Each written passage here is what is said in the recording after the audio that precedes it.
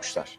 Rakamlar da ilginç. Mesela dükkan kurşunlamanın fiyat skalası normal fiyatı 550.000 TL'ymiş ama indirimli de alabiliyorsunuz.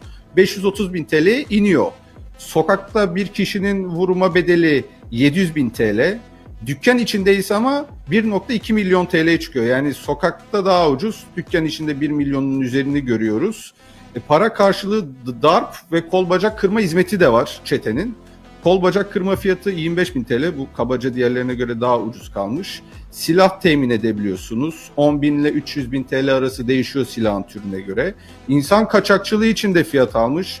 Türkiye'den sizi alıyorlar, Bosna Hersek'e götürüyorlar uçakla. Oradan Avrupa'ya hizmet araçları varmış. Bunun da bedeli 4.500 euro, her şey dahil.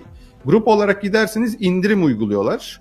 Ve kendilerini de tabii iyi tanıtıyorlar. 14 yıllık tecrübeleri varmış. %100 garantili geçiş vaadi. Böyle çeşitli